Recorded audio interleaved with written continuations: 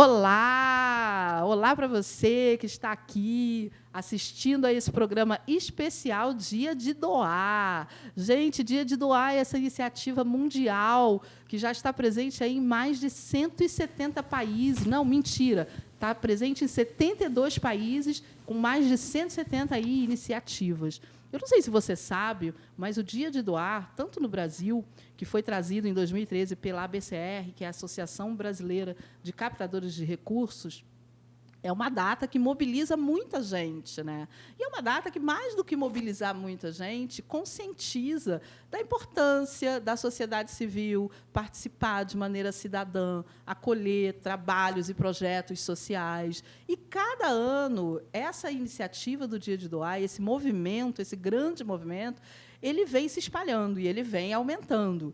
E, lógico, que hoje, nesse dia tão especial, dia 1º de dezembro, nós não poderíamos ficar de fora. Então, para você, hoje, a Fundação Laço Rosa reuniu, junto com a Casa do Saber Rio e o Shopping Leblon, um timaço, gente. Eu só posso te dizer que o que vocês vão ver hoje aqui, nem eu sei como a gente conseguiu reunir aqui essa turma do bem, porque essas mulheres são muito ocupadas. Mas elas são ocupadas porque elas metem a mão na massa. Então, comigo aqui hoje, a conversa vai ser assim. É uma conversa fluida, estamos aqui entre amigos, estamos aqui entre pessoas do terceiro setor que trabalham, que se respeitam, se admiram. Estamos aqui com o apoio da Casa do Saber Rio, essa empresa responsável, com o Shopping Leblon também. E a gente vai conversar de tudo, de filantropia, de terceiro setor, de cidadania. Então, eu vou mudar um pouquinho o roteiro e eu vou pedir para as minhas convidadas se apresentarem. Eu costumo fazer uma brincadeira que é assim, gente, quem é você na fila do pão? Então, eu vou me apresentar na fila do pão. Se vocês me encontrassem na fila do pão, certamente não seria na fila do pão sem glúten, como vocês podem ver. O meu pão é com glúten. Então, se vocês me encontrassem na fila do pão, quem é Marcele Medeiros? Eu sou ativista, empreendedora social, desde 2011, fundadora e presidente da Fundação Laço Rosa. Então, vou pedir para a Adriana Zebelun se apresentar. Adriana, você na fila do pão. Boa tarde a todos. Fico muito feliz de estar recebendo vocês na minha casa, mesmo não estando aí pessoalmente. Vocês estão na minha casa e isso me deixa muito feliz. Eu sou diretora executiva da Casa do Saber Rio e eu tenho assim um dos maiores orgulhos que eu tenho é de fazer essa difusão do conhecimento e, principalmente, de democratizar essa difusão do conhecimento. Eu vou falar mais para frente um pouquinho com vocês sobre isso. Adriana, explica para quem não conhece a Casa do Saber Rio o que é essa empresa, né? Posso chamar de empresa? O que é esse hub de conhecimento? O hub de conhecimento é porque a gente trabalha em todas as áreas do conhecimento, né? Desde psicanálise, psicologia, ciências, história, enfim, filosofia, que é um braço muito forte nosso. A gente trabalha a difusão de conhecimentos, procurando os melhores especialistas para cada tema. Então, a gente já existe há 15 anos, aqui no Rio, em São Paulo há 17 anos, e a gente está, nesse momento, conseguindo dar a volta por cima, né? Depois dessa pandemia, que a gente só fazia encontros presenciais, e a gente está conseguindo fazer os encontros online assim, com muito sucesso, e isso me deixa muito feliz, porque a gente continua podendo oferecer bolsas e não parar, né, de fazer essa troca de conhecimento, que é das coisas mais importantes para a gente evoluir, né? Até porque, né, vamos combinar que conhecimento nunca é demais e conhecimento empodera, né, gente? O que você aí do outro lado deve estar perguntando o que tem a ver conhecimento com o terceiro setor. Eu vou te contar que tem tudo a ver, né? Porque sociedade educada, sociedade com conhecimento é uma sociedade poderosa, né? E quem faz isso costumo também... dizer... Desculpa. Imagina, eu costumo dizer que esse é o nosso maior bem, porque esse ninguém tira da gente, né? Esse ninguém tira. O conhecimento. E conhecimento tem o poder transformador, é tão transformador que eu vou pedir para a Andréa Gomide se apresentar e falar um pouquinho do Instituto Eclos, que também tem essa área aí tão forte de empoderar pessoas através do conhecimento. E, Andréa, quem é você na fila do pão? Oi, boa tarde todo mundo. Eu sou a Andréa Gomide, sou do Instituto Eclos, sou fundadora dessa organização que tem como missão também compartilhar conhecimento para a gente formar gestores, empreendedores sociais, buscando essa redução da desigualdade, que é tão gritante aqui no nosso país. Maravilha. Ela falou de forma bem resumida, tá, gente? Porque depois vocês acessem lá o Instituto Eclos, eu vou botar o link na descrição, porque, de fato, era o que a gente começou falando, que o conhecimento empodera. E o Instituto Eclos tem um trabalho lindo de empoderar pessoas, gestores, sociedade civil e gestores de terceiro setor numa busca melhor aí, né, para reduzir as desigualdades aí desse nosso país tão continental, né? Não só no Rio de Janeiro, né, Andréa, mas por aí, por onde for. Isso, a gente trabalha no Brasil inteiro. Obrigada aí pela descrição completa. Imagina, foi só uma pequena descrição. Então, agora eu vou perguntar, né? E aí, Daniela? Daniela, você na fila do pão, é do pão sem glúten ou com glúten? Não, eu gosto com glúten, mas eu tenho comido nem pão, nem sem glúten. Ótimo, então você não vai nem te encontrar na fila. Ai, ai. Primeiro, eu queria agradecer o convite para participar. Eu sou Daniela Raimundo, sou arquiteta, tenho 3 filhos e, por conta da chegada da pandemia, eu cofundei com outras pessoas o Movimento União Rio, que trabalhou nesses últimos meses todos para mitigar os efeitos da pandemia aqui no Rio de Janeiro. Também, de maneira muito modesta, ela está falando de um movimento que mobilizou milhões, bilhões... Não, vamos pensar lá na frente. Milhões, mas daqui a pouco vai chegar aos bilhões. Que mobilizou simplesmente uma quantidade imensa de pessoas, empresas e recursos para diminuir os efeitos aí da pandemia no estado do Rio de Janeiro, né? Então, todo mundo modesto aqui hoje. Vou pedir agora para a Clarice se apresentar aí na fila do pão. Vou ser obrigada a ser modesta também. Eu sou Clarice Linhares, sou superintendente do Banco da Providência, que há quase 60 anos, né, na verdade, há 60 anos, fizemos 60 anos ano passado, a gente trabalha aqui na cidade do Rio de Janeiro também para reduzir desigualdade, né?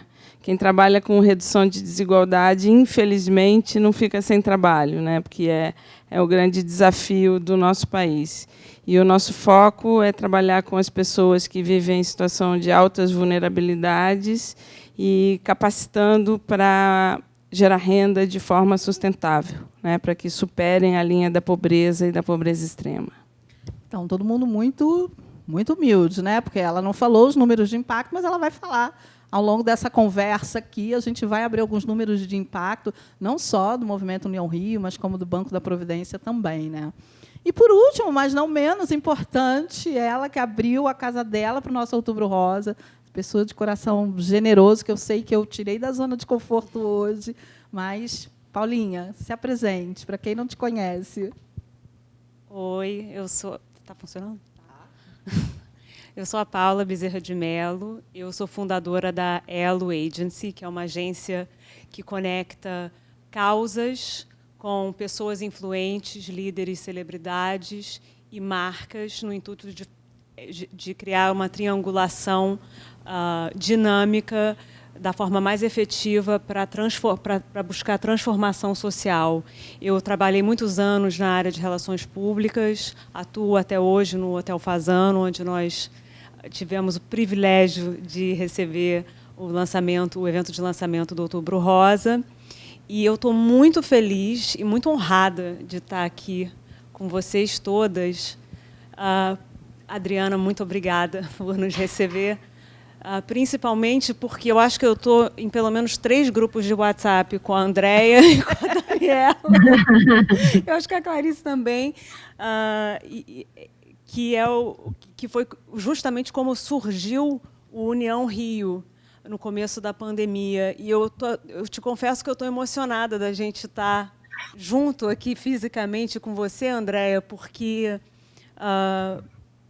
o que a gente viveu nesse grupo, e eu sei que a gente vai ter a oportunidade de falar bastante sobre isso, para mim foi um fenômeno de cidadania, foi um case, realmente, de como as pessoas são capazes de se unir em prol de uma causa maior, de realmente ser a eficácia desse grupo, que começou com um grupo de WhatsApp, e hoje, se eu não me engano... É a força da mobilização, né, Paulo? É incrível. É a força da cidadania, né? Porque mais do que a gente está falando assim, começou em um grupo de WhatsApp, né? Mas quando você olha o impacto de tudo que foi feito, das pessoas que foram beneficiadas, é uma coisa muito gigante, né? Então, eu comecei dizendo que reunir esse time aqui é um privilégio para mim. Eu sei que todas têm agendas muito ocupadas, né? São pessoas com muitos compromissos, mas que eu também me sinto assim muito feliz de ter essas mulheres super poderosas aqui, porque aqui é todo mundo poderoso, porque bota a mão na massa e faz.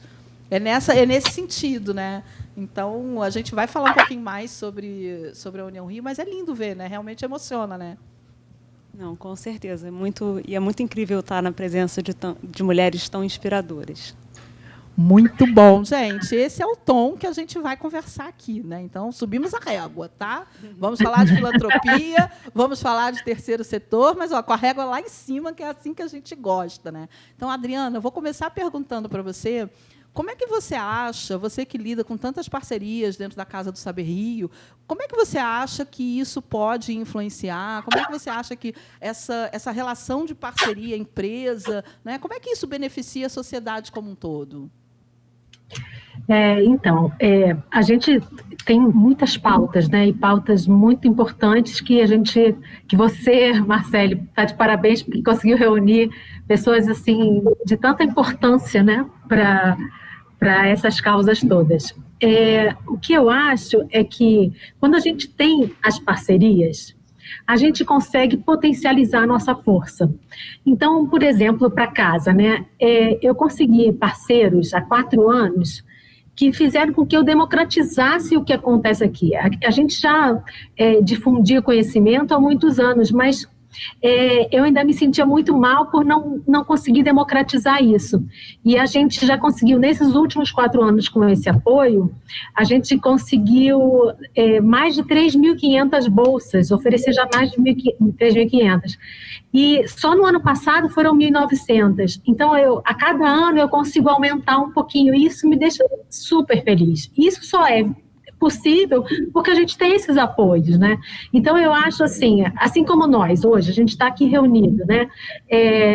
Amanhã a gente está junto, fortalecendo esse importante dia para o Laço Rosa, mas que para todos nós é muito importante. E se a gente se apoia, o meu público, o seu público, o público da Ecos, e, enfim, da Elos, e todos os públicos juntos, né, trabalhando por uma causa. Amanhã vai ser outra que vai precisar mais e a gente vai ter que estar se apoiando, porque é só assim eu acredito que realmente a gente evolua e cresça, sabe? Eu acho que é realmente uma potência. Eu acho que as instituições juntas, elas conseguem expandir as suas causas, potencializá-las. Eu vou mais além, né? Eu acho que quando a gente tem mulheres reunidas, capazes de liberar essa potência feminina que somos e que assumimos ser, coisas incríveis acontecem, né? E quando a gente fala de parceria, claro que agora eu vou pedir para a Daniela falar um pouquinho da União Rio, que foi essa coisa assim orgânica que virou esse furacão. Conta o que é a União Rio. E fala um pouquinho aí dos números. O microfone está aí para você falar o que você quiser. Você falou que eu podia te censurar, mas vou te censurar, não. Então, tá bom. Vamos lá. O Movimento União Rio, um movimento que surgiu no início de março, quando da chegada da pandemia, as primeiras notícias de pandemia, um grupo de amigos que começou a se mobilizar em grupos de WhatsApp para pensar em ações efetivas para reduzir os impactos do Covid-19 aqui no Rio. E em várias discussões e conversas no grupo, a gente decidiu atuar em 2 frentes, na frente de saúde e também na frente de comunidade. Na frente de saúde, A gente começou com uma cartinha tentando viabilizar a ativação de leitos no Hospital Federal Universitário Clementino Fraga Filho, no UFRJ, Hospital do Fundão. E, na primeira semana de arrecadação, a gente conseguiu praticamente dobrar o valor que a gente precisava arrecadar para ativar os 50 leitos. A gente entendeu o potencial que era, né, o que seria possível fazer, e começamos a pensar em outras ações. E, nas comunidades, a gente trabalhou junto com o ECLUS, o Banco da Providência, o Instituto FIA. Né? Eu não falei que na saúde a gente teve o apoio de 2 institutos, o Instituto da Criança e também o Desiderata. E elas lançaram a ação Rio contra a Corona, que inicialmente era para distribuir nas comunidades material de higiene e limpeza, álcool em gel. Só que, rapidamente, na primeira semana, a gente percebeu que que a fome chegou antes do vírus nas comunidades. Né? As comunidades não tinham casos de infecção ainda, mas, por conta do isolamento, as famílias perderam a renda, as pessoas recebiam num dia, na hora do almoço, o que elas iam usar para comprar o jantar, e eles perderam a renda. Então, a gente se mobilizou, e vou adiantar falando um pouco do que aconteceu no União Rio até hoje.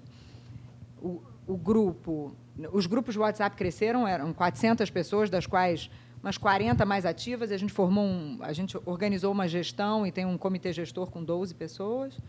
E a gente está falando aqui de pessoas da sociedade civil. Exatamente. Algumas vinculadas a instituições do terceiro setor, sim, outras não, algumas mas de uma empresas, iniciativa totalmente da cidadã, sociedade civil. Exatamente. De pessoas que viram o desespero. Voluntária. Exatamente. Voluntárias, pessoas voluntário. Que viram o desespero da fome chegar num estado do Rio de Janeiro. Bom, você que está aí assistindo, se você não sabe o desespero do estado do Rio de Janeiro, podemos dizer que temos, né, o caos instalado na saúde, na política, mas essa não é a pauta. A pauta aqui é saber que, em relação a isso, cidadãs, vendo esse caos, resolveram agir, né? Que isso é o que... E isso é uma coisa, assim, falando pessoalmente, há muito tempo que eu estava incomodada, como sociedade civil, de sair da zona de conforto, de sair do sofá e ficar reclamando em grupos de WhatsApp e partir para a ação. Mão na massa, né? Eu acho que isso talvez seja um dos maiores aprendizados da pandemia. O Movimento União Rio ele ativou 432 leitos na cidade do Rio de Janeiro. Na verdade, no estado do Rio de Janeiro, porque tem leitos em Japeri e Nova Iguaçu, a gente distribuiu mais de 1 milhão de itens de EPIs para os hospitais, para as pessoas que estavam na linha de frente e também para as forças de segurança. E as nossas 2 ações voltadas para a comunidade, Rio contra a Corona e uma outra ação, a gente distribuiu para mais de 300 mil famílias. 300 mil famílias, 4 mil toneladas de alimento e 1 milhão de litros de material de higiene e limpeza. Gente, é um impacto muito grande, né? E quando a gente pensa assim, mesmo que tudo isso impactasse uma única vida, dentro da Fundação Laço Rosa, a gente tem esse pensamento, né? Às vezes a gente olha e fala assim, caramba, a gente podia estar fazendo tão mais, a gente queria fazer tão mais, a gente não consegue fazer mais, mas a gente sabe que é necessário, que é urgente fazer sempre o que é possível e quanto mais, melhor.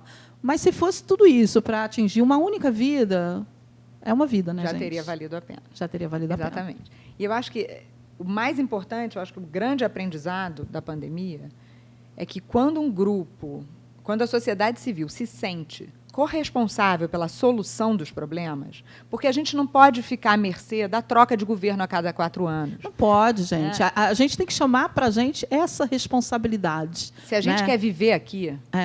Tem que cuidar, né? A gente tem que cuidar. Cuidar. Esse grupo provou que é possível, em pouquíssimo tempo, causar impacto efetivo na vida de tantas pessoas. Né? A quantidade de pessoas que foram beneficiadas, você imagina... 300 mil famílias, a gente considera 4 pessoas por família, 1 milhão e 200 mil pessoas. Né? É muita gente que, muito provavelmente, morreria de fome, que, né, teria todo um desdobramento social aí que a gente sabe que existe. Né? Muita gente que foi ajudada, mas, na verdade, quem faz esse trabalho voluntário também é muito ajudado. Né? A gente não ajuda nada, né? A gente é mais ajudado do que a gente ajuda. Né? O que a gente recebe em troca... O que a gente recebe é sempre mais poderoso do que o que a gente faz, né? E é bem transformador, né? Clarice, você que vem do Banco da Providência, né, que é essa instituição aí que mobiliza tantas coisas, o que você sentiu aí dentro desse movimento do União Rio? O que você poderia destacar assim que foi fundamental assim para o sucesso dessa iniciativa?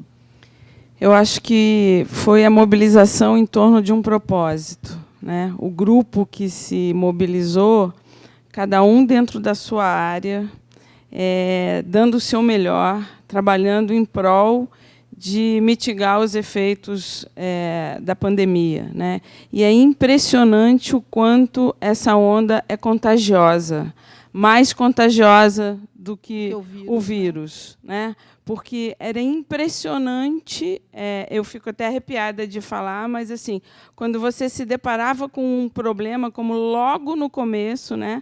Andréia, Luísa e eu estávamos, como é que a gente vai entregar isso? A gente começou a ter as doações, falei, gente, a logística disso vai ser uma loucura e tal. Na primeira semana que isso se apresentou, nos procurou um diretor da Souza Cruz dizendo a gente tem a maior frota do Brasil de caminhões e agora a gente não está usando, vocês querem?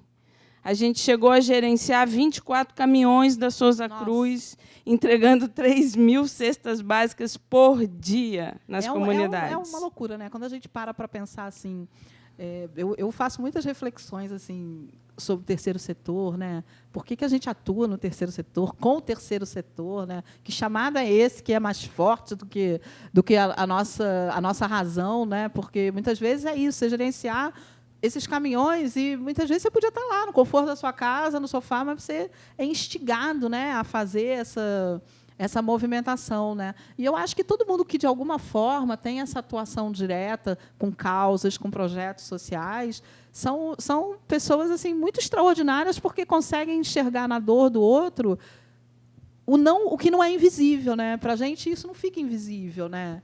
Essas conexões elas acontecem de maneira quase que orgânicas, né? Eu tenho à frente da Fundação Laço Rosa nos últimos 9 anos. Eu tenho o privilégio de... Esse outubro foi a prova, né, de como essa sociedade, quando se mobiliza, de como que as coisas acontecem, né? Até poucos dias antes, nós tivemos um lançamento do Outubro Rosa, junto com a iluminação do Cristo Redentor, que foi um evento lindo, uma live linda, né, com a piscina do Fazano Cor-de-Rosa pela primeira vez. E, de repente, assim, 2 semanas antes, a gente não tinha nada, né? A gente não tinha nem dinheiro para pagar a live. A gente não tinha sabia nem aonde que a gente ia, né? E aí as coisas vão se conectando, as pessoas vão aparecendo, e quando você vê, está feito, né? E o impacto daquilo que você leva, e as coisas que você faz de bom vão propagando, né? Vocês sentem isso também? Você sente dessa forma, Andréia, que é uma grande corrente do bem, é uma grande energia, e quando você começa a movimentar isso, parece mágica, né? Tudo vai pipocando, né? Sim, com certeza. Eu acho que, como a Clarice falou, acho que a questão toda é você se identificar com uma determinada causa. E é isso que faz as coisas realmente se conectarem e a gente conseguir fazer esse trabalho em rede. O que eu acho que é importante a gente também fazer uma reflexão que, assim, a gente tem muitas causas no Brasil, né? A gente está agora citando a causa coronavírus, né? Porque é o momento que a gente está vivendo, mas a gente não pode esquecer que o Brasil é o 7º país em termos de desigualdade social, né? No ranking, ele fica em 7º lugar no mundo inteiro. Isso é muito gritante, porque a gente tem apenas 10% da nossa população detendo mais da metade da riqueza do Brasil. Então, quando a gente vive essa situação de desigualdade social, uma sensação, às vezes, que eu tenho é que a maior parte das pessoas não tem nem conhecimento, de fato, de que o Brasil é tão desigual, né? Eu sempre conto que eu participei de um evento do GIF, há uns 4 anos atrás, e devíamos ter umas 400 pessoas dentro do auditório, todas focadas em responsabilidade social de grandes empresas. E a palestrante, que era uma inglesa, virou e falou para todo mundo assim, quem aqui no último mês foi para uma favela? E aí, sem brincadeira, eu ou umas 4 pessoas a mais levantamos a mão. O restante, que está até dentro das empresas com essa lógica, trabalhando com essa questão social, não tinha saído do prédio para ir até a comunidade para entender realmente a realidade que a gente vive lá. Então, eu acho que quando a gente tem esse propósito e a gente percebe, de fato, a gente vivencia essa realidade social, essa demanda social, a gente consegue, a gente se comove e se move, né? Acho que essas duas palavras, elas representam bem. Isso vem muito também dessa indignação, né, que a gente sente, né, de ver essa desigualdade tão escancarada, né, e que a gente não consegue fazer, a gente não consegue fingir que não acontece, né, que eu não sei, mas assim, é quase que impossível a gente saber que um outro ser humano está passando fome, vai morrer porque não tem o que comer e seguir o baile, né? Vem muito dessa indignação sabe que também, né? A gente vivenciou uma história, assim, foram muitas histórias, né, nesse período do União Rio, e assim, se for contar todas as histórias, entre os 13 anos de Instituto Éclos, mais o que a gente vivenciou desde março, mas para mim ficou assim, que eu acho que é um ponto de reflexão, né, quando a gente pensa na criação de uma criança, que você vai alimentar uma criança, a mãe começa lá com a questão do leite, depois ela vai para a papinha, depois ela tem a carne cortadinha, e geralmente essas crianças são alimentadas no tempo certo, né, em horas certas. Dificilmente você tem uma criança que passe fome, assim, é raro você ver, mãe, estou com fome, né, porque você tem o horário ali certinho da comida. E a gente vivenciou uma história de uma cesta que foi entregue na casa de uma senhora, e ela, assim, ficou super feliz, e aí ela relatou que ela deixava os filhos dormirem até mais tarde, porque quanto mais tarde eles acordassem, menos fome eles sentiam. Porque para matar a fome deles, ela dava água. Só que como estava muito calor, a água estava muito quente, e nem a água eles estavam querendo beber. Então, quando a gente ouve uma história dessa, né, e a gente pensa, né, quantos lares brasileiros conseguem dar comidinha de tempos em tempos para os seus filhos, e quantos estão dando água quente para tentar encher a barriga dessa criança. Então, essas histórias, né, essa realidade que precisa ficar estampada nas páginas do jornal, para que a gente possa se sensibilizar muito mais, né, que não seja uma coisa da gente passar ali, aí no Leblon, né, você tem uma comunidade aí da Cruzada que fica do lado daqui. Você passa ali em São Conrado, você olha, você vê uma favela e a gente se acostuma com esse olhar.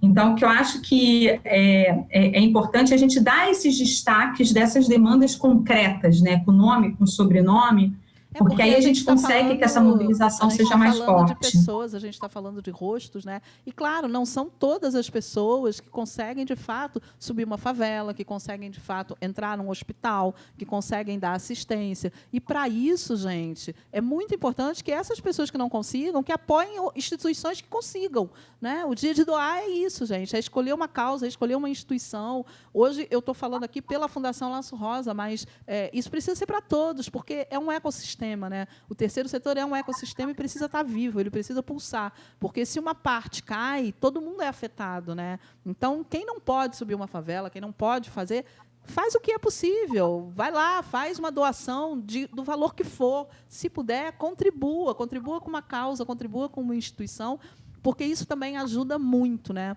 E fala, Dani. Uma coisa que a gente observou no União Rio é que, para distribuir todas essas cestas de alimentos, a gente teve a parceria de ONGs de base comunitária. Foram essas ONGs que receberam as cestas e distribuíram. E essas ONGs, muitas vezes, com pouquíssima estrutura, elas conseguem transformar a vida das pessoas, atuando, recebendo crianças no contraturno, atuando com empreendedorismo social, recebendo crianças para fazer aula de balé ou esportes, enfim. Também na área cultural, com aula de teatro. Então, o Dia de Doar é um dia muito importante nesse sentido, porque todas essas organizações precisam de ajuda para se manter e transformar a vida dessas pessoas. E se a gente puder ajudar essas organizações, né, eu acho que o Dia de Doar é um dia que põe em pauta, em evidência, o trabalho de muitas organizações, né, e o papel da sociedade civil. Né? E tem uma outra questão que eu queria falar, que eu acho que é importante. Na hora da emergência, a gente tem um pouco mais de facilidade de conseguir doação. Sim. Né? Mas é muito importante a doação recorrente. É fundamental. Às vezes, a doação menor, mas que possa ser todo mês, ela talvez faça menos diferença para quem está doando, mas ela faz muito mais diferença para quem vai receber. Sim. Então, isso eu acho que é uma coisa importante. Sem dúvida, sem dúvida.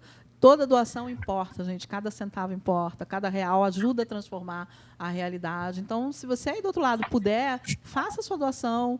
Aí na tela está passando um Bit.ly, que é a página de uma iniciativa que a Andréa vai falar daqui a pouquinho, que é o Doa Rio, que a Fundação Laço Rosa faz parte. Mas você aí que está assistindo esse vídeo, independente da época que você vá assistir esse vídeo, ajude uma instituição. Porque, como a Daniela estava falando, durante essa pandemia, o que eu percebi muito e o que eu venho falando é que os grandes protagonistas foram a sociedade civil, o terceiro setor. Porque é isso. Sem o terceiro setor, não adianta doar a cesta básica, porque não vai chegar na casa de quem precisa, né?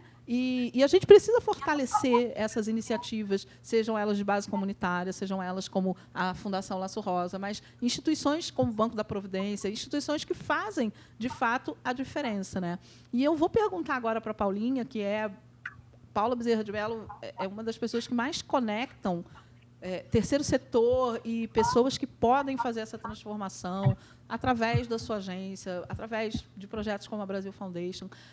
Me conta como é que você tem essa percepção, porque isso é quase que intuitivo, né? É uma coisa sua que você vai conectando e, quando você vê, tem essa bola gigante que vai aí avassaladora e fazendo um monte de transformação social, né? Como é que você despertou, assim? Como é que você começou a entender essa causa, a questão das causas sociais e essa importância aí de conectar marcas, empresas, né, para fazer o bem? Olha, Marcele, eu não sei exatamente como foi, mas eu acho que a minha vida toda eu sempre senti um imenso prazer em conectar pessoas e ver ideias nascendo. Então, assim, eu comecei minha carreira no cinema, estudei nos Estados Unidos, morei muito tempo fora, e lá existe uma cultura muito forte de doação.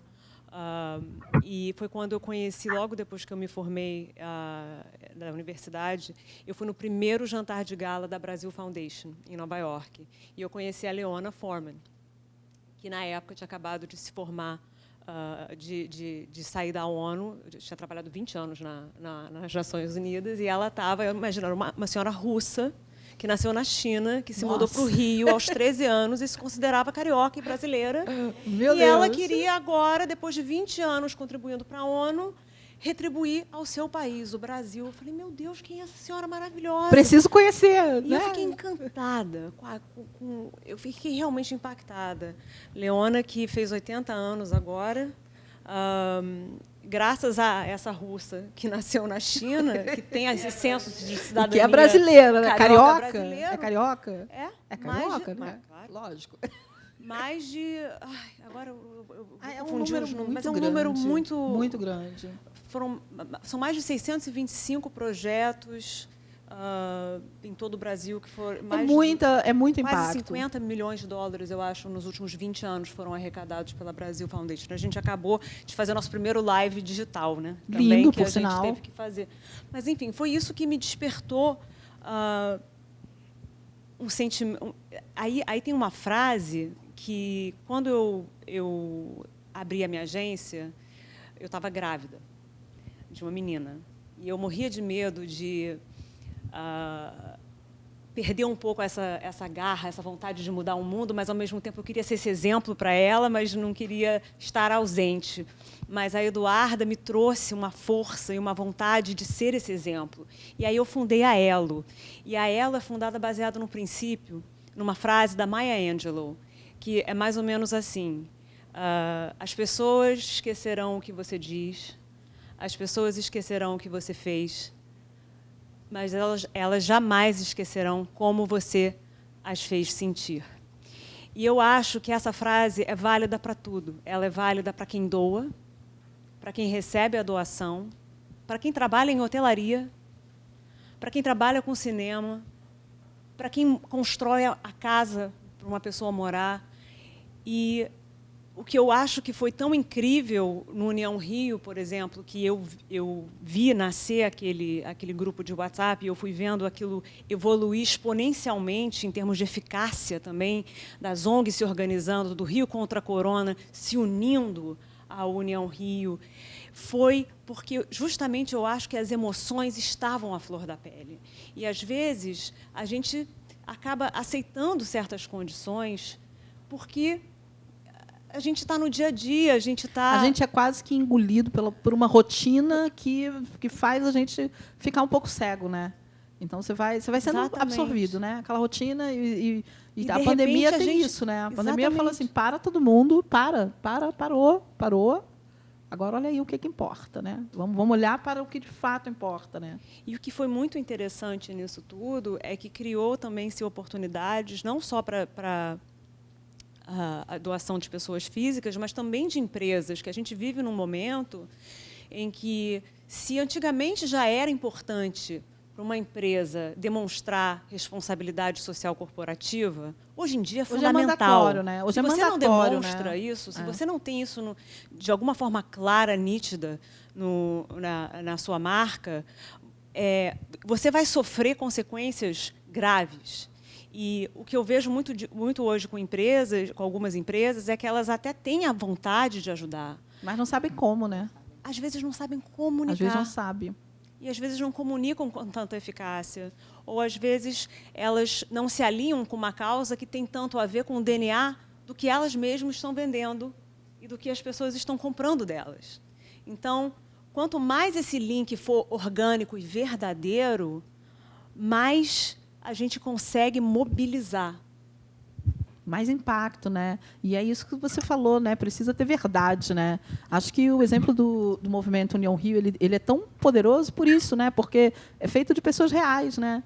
É feito de histórias reais, né? É feito de pessoas, né? Porque, no final das contas, cada doação ela vai bater na vida de uma pessoa, né? E essas pessoas têm nomes, têm endereço, têm família, muitas vezes, né? E são histórias que, muitas vezes, é através de uma doação, é através de um movimento como esse, o Dia de Doar, que essas pessoas vão ter a sua vida ali, ou aquele momento ali, transformado, né? Sabe lá quantas pessoas o Banco da Providência...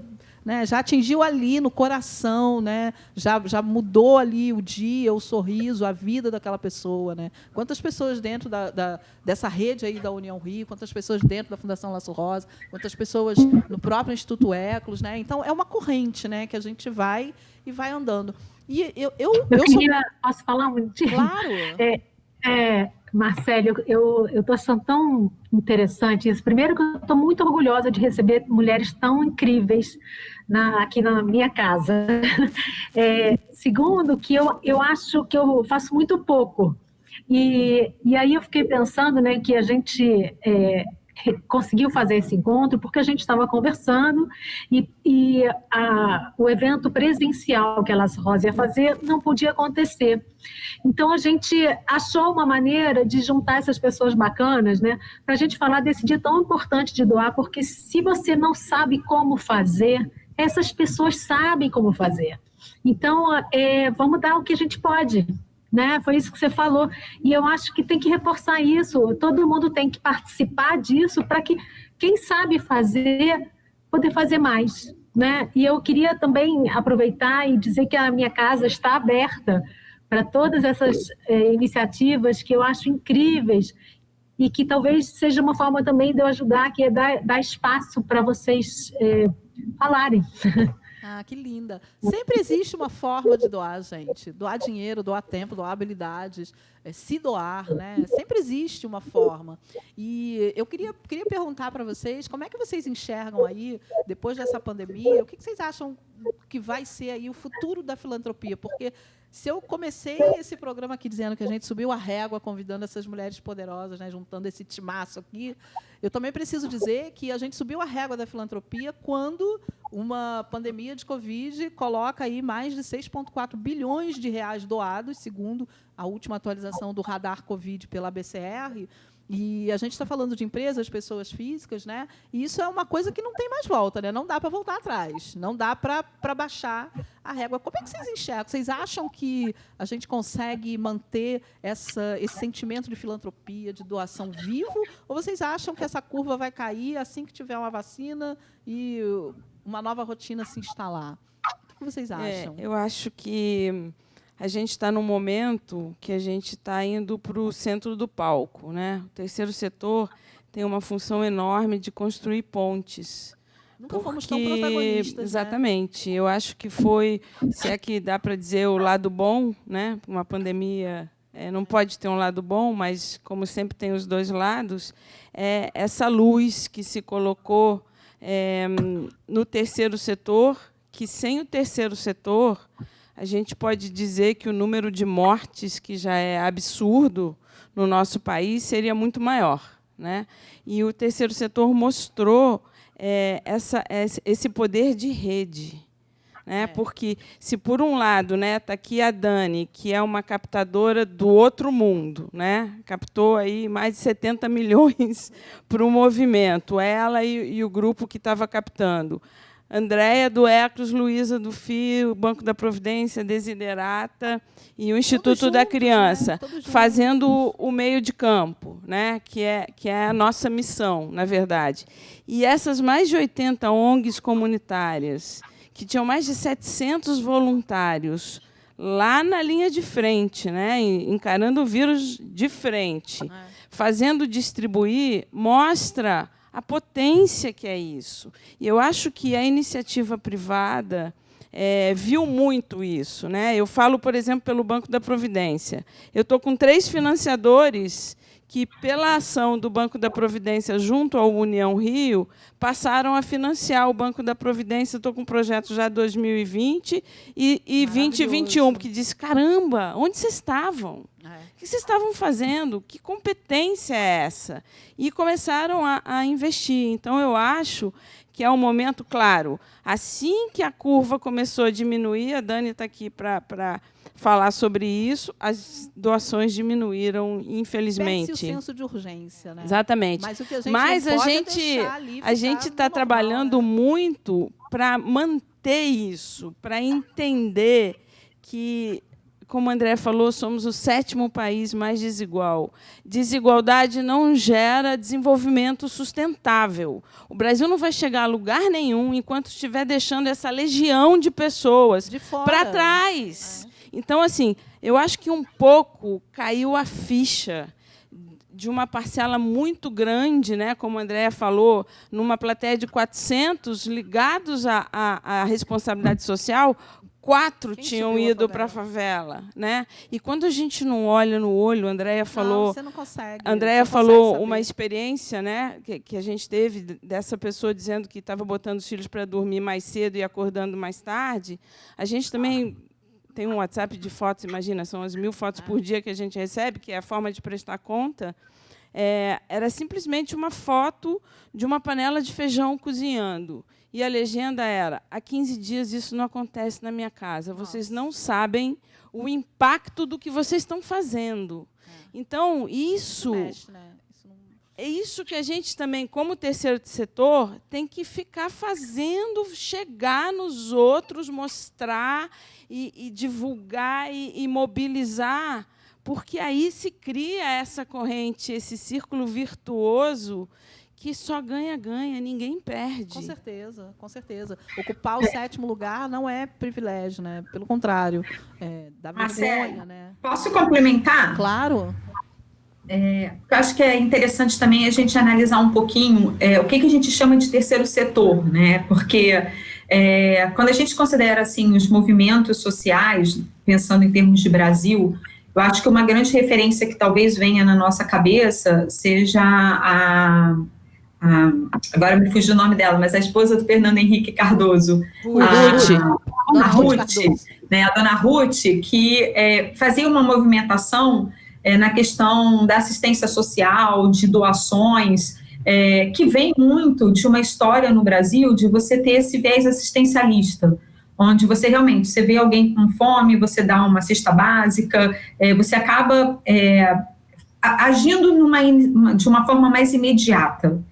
Mas com a evolução do terceiro setor, você passa a ver um conjunto de organizações que não só são assistencialistas, não atuam só no assistencialismo, mas atuam também dando conhecimento. Né? Quando o Banco da Providência, por exemplo, faz a capacitação das pessoas, você está educando, você está dando conhecimento, você está dando possibilidade de que essa pessoa consiga um emprego melhor, consiga um emprego, e melhor ainda se ele for melhor, e aí você sai de um movimento que é puramente assistencialista para você chegar num movimento onde você realmente tem uma série de organizações que qualificam as pessoas, que compartilham conhecimento. E depois você vem agora ainda para uma etapa mais evoluída, vamos dizer assim, que são os negócios de impacto social, que são negócios de fato, mas que têm os seus produtos, os seus serviços que geram impacto social. Então, quando você enxerga isso, né, a gente está há 13 anos trabalhando aqui na Eclus, então a gente percebe muito essa evolução do terceiro setor, não só no que pode ser feito, em como pode ser feito, mas na sua própria profissionalização. Né? A gente tem hoje um terceiro setor mais forte, mais qualificado. Temos muito chão. Temos muito chão. Eu ainda percebo, Andréia, que falta muita visão de gestão no terceiro setor. Essa parte assistencialista, claro que não vamos matar o assistencialismo, porque não é essa a questão, mas eu acredito muito que, enquanto as ONGs não entenderem que a gestão precisa fazer parte do seu negócio, a gente fica emperrado aceitando qualquer coisa e fazendo qualquer coisa, né? E não se comportando da forma como deveria, que é prestar contas, que é ter uma gestão profissional, que é ser eficiente naquilo que a gente se propõe a fazer, que é ocupar um lugar que o Estado não ocupa, né? O terceiro setor está aí para isso, né? Mas eu ainda percebo que temos aí uma jornada, né? Desculpa, que tem um delay aí, às vezes a gente se corta, né?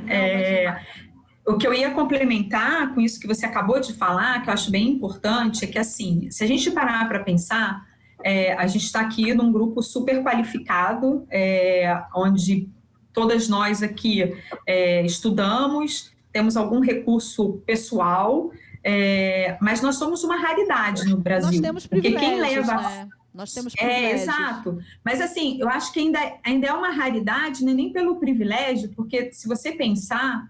Quem leva à frente a maior parte das 490 mil ONGs que a gente tem no Brasil são pessoas de base comunitária. Sem dúvida. Porque elas sentem a dor, elas visualizam aquela dor e elas estão à frente dessas organizações. Então, quando você fala em capacitação, aqui na Eclus a gente é uma aceleradora social, né? Então, a gente se propõe justamente a capacitar e dar mentorias de forma individual para cada uma das organizações, para elas se profissionalizarem e estruturarem a sua gestão. Mas o que a gente percebe é que quem está na linha de frente, de fato, são pessoas que vivenciam dores, que estão ali presentes nas comunidades e começam a criar uma estrutura de como que eu minimizo isso. Então, elas também não tiveram oportunidade de ter uma faculdade em administração, um MBA, uma pós-graduação, para estarem super capacitadas. Então, eu vejo muito que o terceiro setor, fora o dinheiro que precisa para as causas sociais de fato, precisa também esse investimento em capacitação dos gestores. Então, acho que são duas grandes demandas, né? É dinheiro e capacitação, que vai fazer com que a transformação social aconteça de fato. A gente tem um exemplo muito, muito bom, que é o programa da Ambev, que é o VOA, que fala só sobre gestão, né? E, sem dúvida, a gente está falando aí de associações de base comunitária que não tiveram privilégios como eu tive, como, enfim, todas nós que estamos aqui, de certa forma, tivemos, né? Mas essas soluções que nascem nas bases comunitárias, muitas vezes elas são emergenciais porque é aquilo que tem para hoje, né? E tem que fazer, e muitas fazem muito bem feito, né? Com os recursos que têm disponíveis. E eu vejo que, assim, cabe às organizações que podem ter uma gestão mais qualificada, também cuidar disso como um ecossistema, né? Porque não é porque o Banco da Providência tem a sua gestão robusta, a Fundação Laço Rosa tem, que a gente não vai dar a mão para quem não tem, entendeu? Porque o terceiro setor também é isso, né? Então, a gente, sem dúvida alguma, precisa estar se ajudando, se apoiando, porque quando uma associação de base comunitária ganhamos todos, né? Porque fazemos esse setor cada vez mais forte, né? Cada vez mais robusto, né? Essa rede que foi formada de ONGs de base comunitária, ela vai permitir, eu acredito, uma troca muito grande entre eles, né? Porque muitas organizações existiam fazendo o seu trabalho e não se comunicavam com outras. Né? Às eu vezes acho não que sabem, isso que né? aconteceu agora é que todas... A gente teve organizações que atuavam na área de cultura distribuindo cesta, nunca tinham feito isso. Então, eu acho que isso vai... Essa troca é muito rica para as organizações. Sim, né? E eles percebem a diferença que faz quando você tem uma estrutura de gestão. Claro, né? Isso faz diferença lá na ponta, né? A Paula, que trabalha com investimento nacional e internacional, lá fora isso já é muito vivo, mas fora do Brasil também você encontra essas barreiras, né? De organizações que também não têm gestão, e os doadores que doam, seja em moeda estrangeira ou nacional, no final das contas você quer ver aonde esse dinheiro está sendo aplicado, né? Então tem que ter gestão, né? Não tem outro jeito, né? Não, com certeza. Eu acho que, de todos os dados da minha experiência, como eu sou membro do conselho da Brasil Foundation, uma das coisas que mais me impressiona é a capacitação de líderes. Isso, para mim, esse número, como a gente cria esses líderes, porque a gente recebe várias propostas por ano, aí a gente financia, a Brasil Foundation financia o projeto e mantém o apoio, né? O apoio de gestão, o apoio de liderança. E 90% das ONGs que são apoiadas pela Brasil Foundation, depois de 5 anos de receberem o capital, elas caminham sozinhas. Porque é isso também, não Porque pode ficar o investimento é exatamente no que a Andréia estava falando, que é em ensinar a manter. E isso é muito importante. Agora, é importante, você falou, Paula, que é música para os nossos ouvidos. Assim, depois de 5 anos que recebeu o investimento, eu acho que precisa, do mesmo jeito que as ONGs precisam evoluir nas suas gestões profissionais, eu acho que, paralelamente, a gente também está contribuindo para o amadurecimento do investimento empresarial, porque há não muito tempo a gente ouvia o financiador dizer: não, eu não financio o RH. Aí você diz assim, mas tudo bem, você não financia RH, mas então não vai ter o instrutor, o professor que vai dar aula, você junta lá um monte de gente, larga lá o material de consumo e vai embora, é isso. Então, isso que você está falando de um investimento mais qualificado, mais duradouro, porque a gente também ouve muito assim, você bota no projeto, daqui a 1 ano, como é que ele vai ser autossustentável? Eu falei, cara, 1 ano nem a empresa é autossustentável daqui a 1 ano. Né? Então, eu acho que o importante, que eu acho que é isso que a gente está vivendo agora, é essa evolução com os 2 lados da moeda. Né? As ONGs entendendo que precisam se profissionalizar, mas, para elas se profissionalizarem, alguém tem que bancar essa profissionalização, porque não é barato. E a gente sabe que as ONGs de base comunitária, a pessoa que varre o chão é a mesma pessoa que faz a contabilidade e que vai entrar em sala de aula. É isso aí. Então, assim, tem que conhecer essa realidade para fazer um investimento qualificado e minimamente a médio prazo. Porque, se você olhar e dizer assim, tá bom, vou te dar aqui 1 ano, você me diz, eu já cansei de sentar com o financiador e dizer assim, daqui a 1 ano, qual é a sustentabilidade, como é que você vai se financiar? Eu digo, com o próximo financiador. Exatamente assim.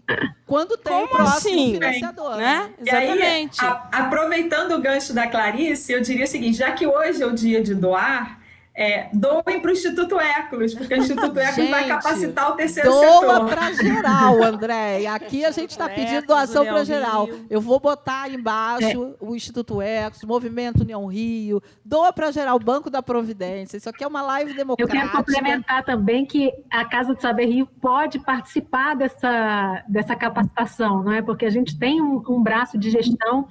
E eu confesso que eu não tinha muita noção disso que vocês estão falando. E, Clarice, você falou uma coisa e eu ouvi um comentário muito interessante. A pandemia não tem coisa boa e não pode ter coisa boa, mas ela traz muitas boas notícias, né? A gente tem tido boas notícias. Então, eu acho assim, a união dessas ONGs, a união de pessoas que querem pensar de uma forma diferente, querem se ajudar, que eu acredito muito na parceria e na ajuda mútua.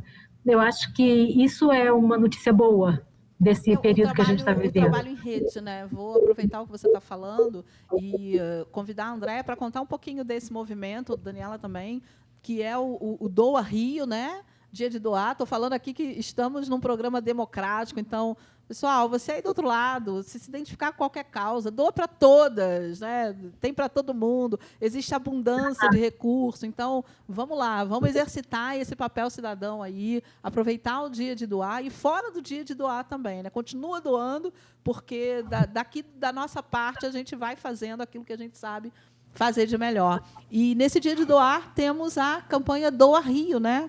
Conta aí para a gente quem vai. Andréa, quer falar? Posso falar. Então, o Doa Rio ele começou no ano passado, também da mesma forma que começou a União Rio, com um grupinho de WhatsApp, onde a gente pensou assim, como é que a gente estabelece uma cultura de doação no Brasil? Né? Acho que a Dani falou muito bem, a gente pode fazer uma doação agora para um momento de pandemia, mas o que faz a diferença mesmo e que a gente vai possibilitar com que tenha uma transformação social é a doação de R$30 por mês. Não precisa ser mais que isso, não, porque se todo mundo der R$30, é muito dinheiro já. Então, nós percebemos que, individualmente, a gente consegue mobilizar a nossa rede, mas a gente não consegue fazer uma mobilização, de fato, de uma forma mais ampla na sociedade. Então, no ano passado, a gente teve em torno de 20 organizações que se uniram para fazer essa movimentação do Dia de Doar. Esse ano, nós já estamos com 43 organizações. Então, o que nós fizemos foi, criamos um canal na Benfeitoria, né? Então é benfeitoria/canal/Doa Rio, onde tem 43 organizações que passaram por uma curadoria, que fazem parte da nossa rede de confiança, que tem causas diferentes, impactam pessoas diferentes. Então, se você gosta de criança, quer investir em educação, vai estar lá. Se você prefere uma organização que trabalhe com saúde, você vai ter também. Então, tem uma diversidade de causas, e aí a gente se uniu, de fato, e é isso que é legal do trabalho colaborativo, porque aí a gente faz uma campanha Doa Rio, e você, doador, pode escolher a causa que você quiser. E é bom se conscientizar, assim, o Dia de Doar, ele vem para fazer esse alerta, né, que o governo, por melhor que ele seja, por mais honesto que ele seja, ele não vai conseguir atuar em todas as causas sociais. Sempre vão ter causas que o governo não vai conseguir cobrir. Então, às vezes, a gente tem um pensamento assim, mas eu não tenho nada a ver com isso, né? Isso é um problema do governo. Não, isso é um problema nosso, né? Um problema nosso como sociedade, né? Porque é um irmão nosso que está ali passando por uma necessidade. Então, a gente precisa ter esse olhar. Então, o Doa Rio é essa campanha.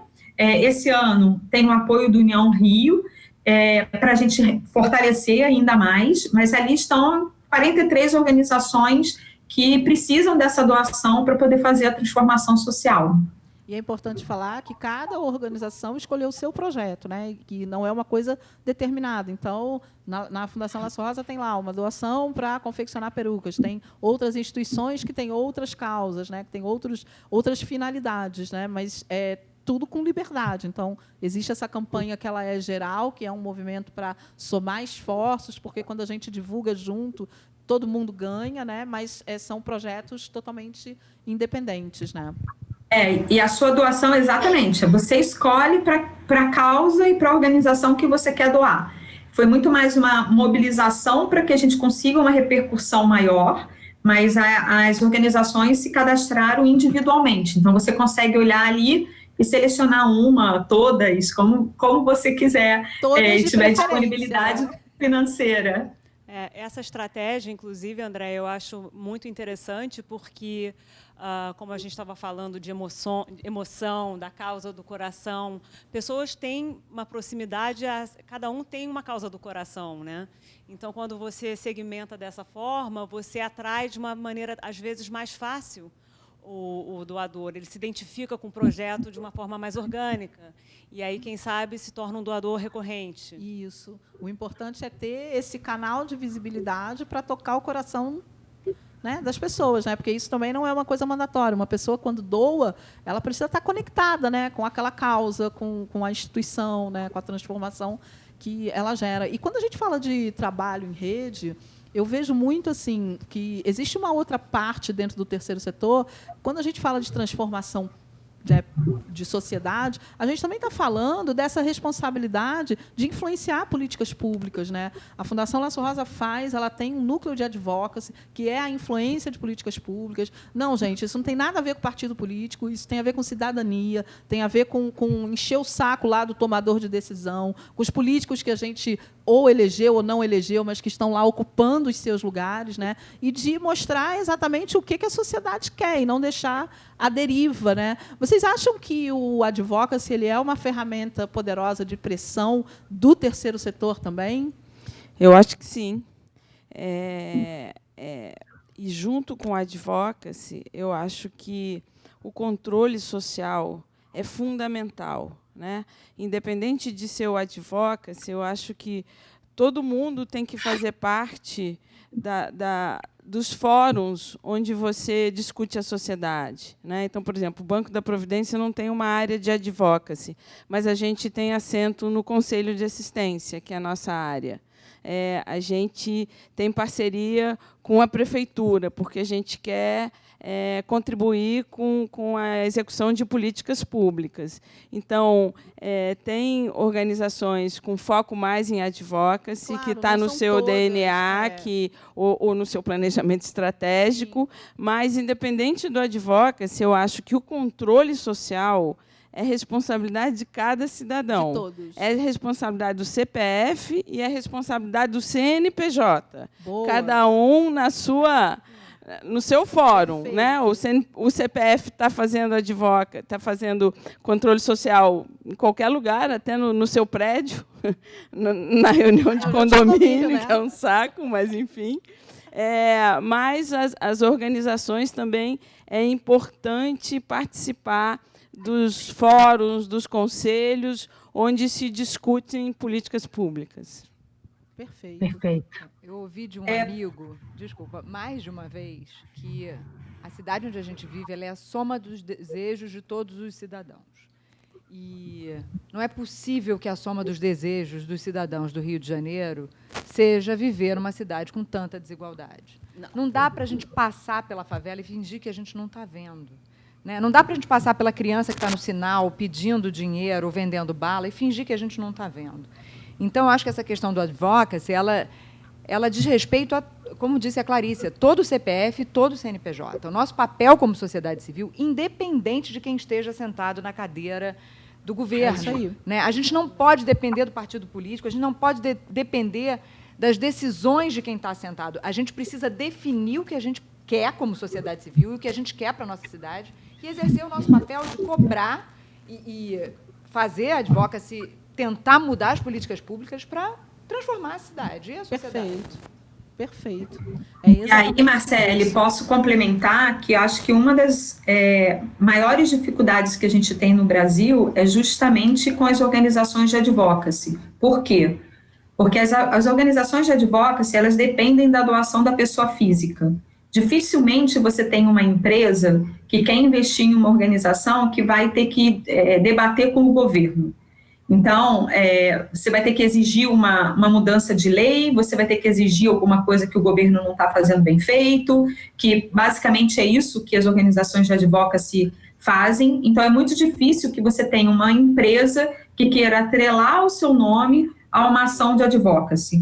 Então, essas organizações, elas praticamente acabaram no Brasil, você conta no dedo quem de fato está focado. Você tem uma ACT da vida, que tem um trabalho contra o tabagismo muito forte, né? Você tem um Médicos Sem Fronteira, você tem um WWF, mas, de fato, isso não acontece com doadores, porque também não é tangível, né, Andréia? O advocacy não é tangível, ele está lá invisível, né, também. Eu te diria que, assim, eu até vejo, eu acho que, por exemplo, Médicos Sem Fronteiras, eu nem sei o quanto eles fazem de advocacy. Não sei. Você tem... acho que não são tanto advocacy, eles são mais humanitários. Porque eu vejo, assim, uma organização de advocacy, por exemplo, é o Meu Rio, que é uma mobilização da sociedade civil para brigar por causas sociais. Sim. E eles têm uma dificuldade enorme de captar. Então, assim, quando a gente olha para o cenário de doações, né, como a gente não tem um incentivo direto na pessoa física, a gente fica muito mercê às leis de incentivos fiscais que as empresas têm, que no Brasil elas estão muito focadas em cultura, a maior parte, todo mundo conhece as leis da cultura, depois você tem uma lei de câncer, uma lei do idoso, mas você não tem, por exemplo, uma lei de educação, ou uma lei que dê incentivo fiscal para a área da saúde, e muito menos para a advocacy. Então, é por isso que essa cultura de doação no Brasil ela é tão importante, para que realmente a gente... Pode ser que você não queira ir lá na prefeitura, no governo do estado ou no governo federal e exigir uma mudança ou a criação de uma lei, mas você pode financiar, você pode fazer a doação, por exemplo, para o Laço Rosa e lá criar leis para pessoas que estão com câncer. Então, essa cultura de doação, que se a gente não percebe isso como sociedade, a gente está perdendo muito, porque a gente está perdendo pessoas que estão dispostas a fazer isso, mas que estão sem recursos. Então, a gente poderia ajudar para que essa sociedade seja mais rica, né? Exatamente. Eu escutei uma vez... Fala, Paulinha. Não. Você ia complementar? Eu escutei uma vez do Dr. Luiz Fernando Correia, num fórum que a gente fez, e ele falou uma coisa que é muito verdade, né? Política não é o que a gente vê acontecendo em Brasília, nos parlamentos. Política é o que a gente faz dentro de casa, né? Então, a gente precisa também se apropriar disso, né? De saber fazer essa política que não é partidária para cobrar de quem a gente tem que cobrar aquilo que deve ser feito, né? É exatamente o controle social, é o advocacy, é todo esse trabalho aí, essa mobilização que o terceiro setor precisa fazer, né? Então, isso também é importante, né? É importante receber doação, é importante receber incentivo, porque, como a Andréa falou, tem muita gente disposta a fazer isso, né? E que precisa ser financiado, né? Bom, gente, estamos quase chegando aqui ao final do nosso bate-papo. Doeu? Não passou doeu, rápido. Né? Doeu? Rapidinho. Não doeu, né? Do nosso bate-papo delicioso. Bem rápido. Passou rapidinho. E eu vou pedir para vocês pensarem aí um momento em que essa atuação, seja no Meu Rio, na Elos, enfim, na Brasil Foundation, no Banco da Providência, no Ecos, na Casa do Saber, um momento da vida de vocês em que vocês tiveram esse impacto aí, como a Andréa já contou essa história do União Rio, mas um momento em que vocês tiveram um impacto social, que caiu uma ficha e falou assim, caramba, eu posso transformar a vida de alguém, ou eu posso gerar um impacto que eu nem sabia que era possível, né? Então, vou dar 5 segundos aí para vocês pensarem, enquanto eu dou outros recadinhos aqui. Então, enquanto as meninas pensam, meninas, porque estamos todas aqui na casa dos 30 e muitos, 30 e alguns, mas todas trintonas, não vamos divulgar as idades, somos dessas, mas para você que está acompanhando aqui, divulga, compartilha essa live, de repente manda aí para alguma instituição do terceiro setor, para alguém de empresa, para algum empresário que precisa ver essa live e esse conteúdo altíssimo nível aqui, com essas mulheres super poderosas. Então, já dei tempo para vocês pensarem. Quem quer ser a primeira? Adriana? Adriana? Oi. Posso falar? Diga. Não, eu acho que, no meu caso, né, que a gente começou a abrir para bolsas para alunos, professores da rede pública, e não sei se vocês sabem, para também funcionários de ONGs, essas bolsas, elas me fizeram ver um outro público que veio até a casa e que a gente fica achando que está longe, mas eles estão muito perto, né? E precisando muito que a gente ajude. Então, eu fico cada vez mais feliz quando eu vejo diversidade dentro da casa.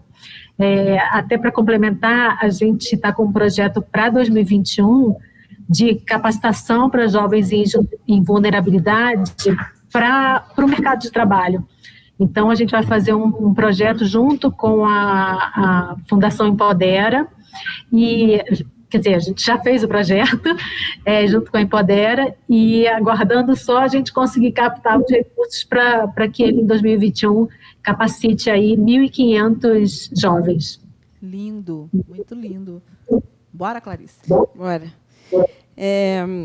Tenho milhares. Nesses anos todos, tenho milhares, né? Mas eu acho que é bem ilustrativo falar de uma vivência agora com União Rio, que a gente eu fui com a Marcela um dia numa comunidade lá em Mesquita, porque ela queria ver, foi a primeira vez que ela estava saindo, né?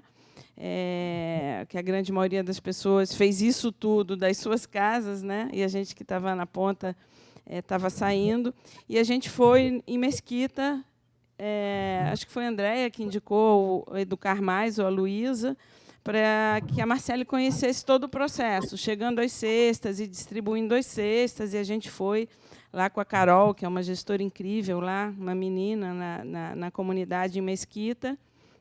Eu não conhecia a Carol, a gente chegou, foi super emocionante e tal. Depois a gente entrou no carro para ir distribuir mais dentro da comunidade, né? Aí ela virou para trás, eu estava atrás, ela na frente, ela virou para trás e falou: você não me conhecia, mas eu conheço demais o Banco da Providência. Eu falei: de onde você conhece? O Banco da Providência mudou a vida da minha mãe, porque a minha mãe estava com depressão, não queria mais saber de nada, ela tem baixa escolaridade e tal, e eu vi um anúncio de um projeto do Banco da Providência, de uma capacitação em moda, e aí eu arrastei minha mãe, levei ela lá, ela se capacitou, e ela hoje é outra pessoa. Ela está com uma confecção, já está vendendo, está super bem. Isso a gente estava indo para a sede nova da ONG. Quando a gente chegou lá, a mãe dela estava lá e me deu um abraço, né, no meio da pandemia, mas um abraço como esse, o vírus sai fora, né? O vírus sai fora. Enfim. E aí ela estava emocionada de falar o quanto ela ter cruzado com o Banco da Providência fez a diferença na vida dela. Nossa. E aí eu olhei para a Marcela com o olho cheio d'água, e aí a Marcela falou: tem alguém aqui emocionado. Eu falei: não fui eu que escolhi essa ONG, eu não sabia dessa história, e aconteceu. Então, é aquela coisa, né? É como o Dom Helder, fundador do banco, dizia: quem faz o bem nunca vai ter a dimensão do bem que fez. Não tem, e aí você enxerga ali um efeito que você não esperava. A gente estava indo lá para ver cesta básica e tal, e, de repente, passa pela minha vida um efeito, uma transformação gigante na vida de uma família, que, obviamente, aconteceu dentro do Banco da Providência, mas não estava no script do dia, né? Então, isso te dá um gás, você diz: tá, vamos lá, esse é o caminho, esse é o caminho, vamos que vamos. Estamos no caminho certo, né, Dani? Eu acho que nesse período, nesses últimos 9 meses, a gente ouviu vários relatos de muito impacto, relatos de fome, relatos de uma mãe que tinha mandado comprar chumbinho para dar para os filhos, porque ela não aguentava mais ver os filhos passando fome. Mas uma coisa muito curiosa, a gente ouviu o relato de uma gestora social, que é a Bianca Simãozinho, também de Mesquita, né, de Chatuba, e ela estava na linha de frente, enfrentando o vírus, distribuindo cesta, transformando a ação do que ela fazia. Ela não trabalhava com assistencialismo, né? Ela não estava, a organização que ela tocava não fazia isso. E, enquanto ela estava trabalhando e atuando na linha de frente para distribuir as cestas, o pai dela adoeceu e, da UPA, foi transferido para o Hospital Clementino Fraga Filho, o Universitário Clementino Fraga Filho, que é o Hospital do Fundão, onde a União Rio ativou os leitos. O pai dela ficou mais de 40 dias internado. Nossa. E teve alta e voltou para casa. Então, o relato dela na reunião do comitê gestor foi Porque uma se coisa não tivesse leito, o pai dela tinha morrido, né? E, ao mesmo tempo, a gente viu ela na linha de frente, atuando e transformando a vida das pessoas na comunidade dela. E a outra, numa ação que a gente estava atuando e sendo atendida no hospital que a gente tinha ativado os leitos. Então, eu acho que o dia que a Bianca conversou com a gente foi um dia que as caíram pessoas várias se emocionaram fichas. E cai a ficha assim, gente, eu posso fazer tão mais. O que eu estava fazendo antes, né? Que eu não estava atuando. E você falou, né? Não tem volta. Eu acho que a questão de responsabilidade social não tem volta para as empresas, de forma alguma. As empresas que não tiverem ações efetivas não vão sobreviver. A sociedade está pedindo isso, o terceiro setor está em evidência agora, e a sociedade pôde perceber a potência. E quem trabalha um pouquinho no terceiro setor, se doa um pouquinho, também não tem volta. Não tem volta. É um vírus que não te tem volta. atinge, não tem volta. Tem volta, não gente. tem volta. Não tem volta. Não, Lamento, não tem mesmo. lamento dizer, gente, não tem volta. Mas é tão gratificante. E assim, vamos aproveitar que o dia 1º de dezembro é o dia de doar. E vamos, E né, vamos, gente? Só vamos. Vamos participar, né? O retorno é incrível. Então, eu queria convidar todas as pessoas que estão ouvindo, né, que estão nos ouvindo, a doar, a participar, a escolher um projeto que fale com Coração, mesmo, com né? o seu coração, e que também influenciem as empresas onde trabalham, influenciem as pessoas que conhecem, para transformar É um a vírus do sociedade. bem, gente. É um vírus do bem. Espalha esse vírus, porque esse vírus é bom. Isso é muito bom. Paula, e você? Eu vou contar uma história que aconteceu, acho que há uns 10 anos. Tinha uma cantora que estava hospedada conosco no Hotel Fasano. A cantora, no caso, era a Fergie, que era aquela cantora do Black Eyed Peas, que agora faz carreira solo. Ela estava grávida, eu já a conhecia, e no dia que ela estava de folga, ela perguntou se eu conhecia algum projeto social com crianças, uma escola, que fosse relativamente perto, que ela gostaria de visitar. E a gente sempre fica nesse impasse, porque os seguranças e gringos, eles são super apavorados de ir para a favela e tal. Então, a gente, desde que o hotel inaugurou, a gente já apoiava o Solar Meninos de Luz, no Morro Cantagalo, que fica logo atrás do hotel, que é lindo, da Dona Yolanda. Maravilhoso. E eu levei ela lá, ela e a equipe dela lá. No caso, ela tinha vindo para fazer uma campanha, acho que para o Hugo Boss, para a marca Hugo Boss. E o Guilherme, filho da Dona Yolanda, nos mostrou, fez o tour da escola. As crianças são demais, aquelas crianças.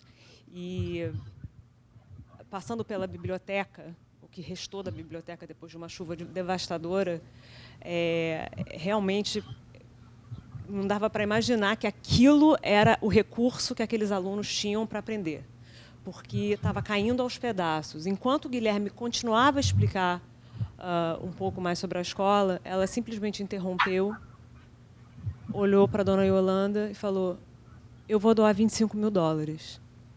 Aí, Dona Yolanda... Aí ela não deu tempo nem da Dona Yolanda, os olhos... Chorou, né? Saudosa Dona Yolanda, que não está mais conosco. E, em seguida, e acho que aí que me deu o estalo, o que eu ia fazer com a minha vida, ela virou para o CEO do Hugo Boss, com um sorriso assim, e falou assim: e aí, você vai dar match na minha doação? Caramba, adoro isso. Caraca, incrível. E Ele deu... Olha, e eles já estavam super engajados, eles estavam comovidos com o projeto, mas mesmo que não tivesse, não tinha escapatória. E ali foram $50 mil. E tem mais. Por conta da estrutura da Brasil Foundation, que possibilita a arrecadação e dedução de imposto de renda para pessoas físicas e pessoa jurídica nos Estados Unidos, a Fundação, ela acima de tudo, ela está aqui para mobilizar ideias e ações que transformam o Brasil. Então, a gente conseguiu otimizar essa doação para que o máximo desse valor fosse direto para o solar. E eu estou falando isso, eu escolhi contar essa história porque o Dia de Doar, ele foi uma resposta ao Black Friday e ao Cyber Monday. Em 2012 foi criado o Dia de Doar. Por conta desse consumo desenfreado, que vem justamente logo em seguida, e descaradamente em seguida, do Dia de Ação de Graças. E eu acho muito interessante, porque nos mostra que dá para... Agora a gente está vivendo num momento, você me perguntou como é que a gente vê o futuro da filantropia. Se a geração millennial ela já se preocupava com a origem dos produtos que ela consome, a Generation Z ela já nasce plugada. Então, a tendência é que, cada vez mais, os consumidores, as marcas têm que se preocupar cada vez mais, porque os consumidores compram baseados em valor. Já entenderam isso? Já entenderam que a marca que não tem propósito não serve mais para estar entre nós, né? Essa é a verdade, né? Se não tem propósito, exatamente, se é só o consumo pelo consumo, vai quebrar. Mas isso não transformou só o consumo.